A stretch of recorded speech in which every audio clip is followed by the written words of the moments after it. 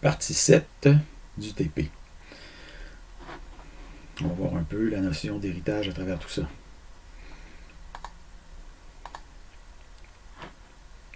On se rappelle que dans la tirelire 1, on avait une classe de données statique qui contient une donnée avec une classe utilitaire qui contient les opérations qu'on peut effectuer sur ces données-là. Dans la tirelire 2, on avait combiné les données avec les opérations dans une seule classe statique de type encapsulé, donc de type singleton statique, avec une donnée ici qui était getPrivateSet pour qu'elle soit mieux protégée.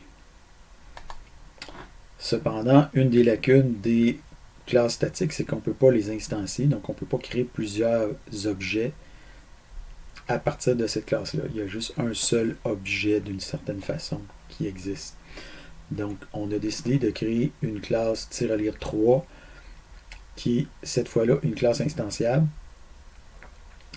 mais toujours en mettant les opérations dans une classe utilitaire séparée, ce qui nous a donné la tirelire modèle 3.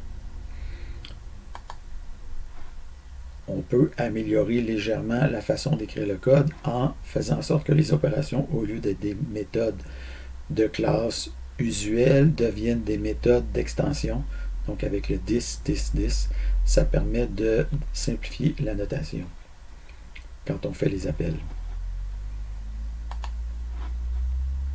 Dans le modèle 5, on décide de combiner les opérations de la tirelire 3, si vous voulez, avec la tirelire 3 elle-même. On combine les deux dans une seule classe qu'on appelle tirelire 5, qui est une classe instanciable, mais avec des méthodes statiques dedans.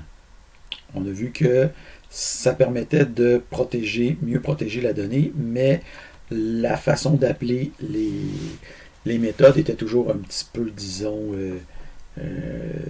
lourde, donc moins intéressante que le modèle 4, mais on protégeait les données. Ce qui a finalement culminé par le modèle 6, qui permet de combiner une classe ici, toujours de données avec les opérations qui s'appliquent à ces données-là, mais en faisant cette fois-là des méthodes d'instance ici, ce qui simplifie énormément la façon d'appeler le code, etc.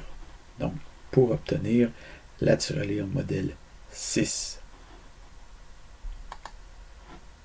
Donc, dans la 7e partie, ce qu'on veut, c'est bonifier le modèle numéro 6, mais en se fixant comme contrainte qu'on ne doit pas ou si peu modifier la classe tirelire 6.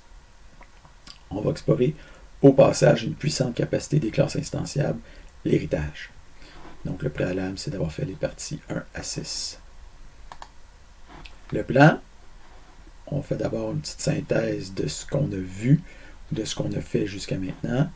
Après ça, on va explorer un modèle qu'on appelle tirelire 6, disons, avec une extension. Tirelire 6 plus, en faisant l'héritage. On va créer une nouvelle console. Pas créer une nouvelle console, mais une nouvelle instance. Puis ensuite de ça, on va créer le modèle tirelire 7. Puis on va voir c'est quoi un champ protégé ou protected. Finalement, on va conclure.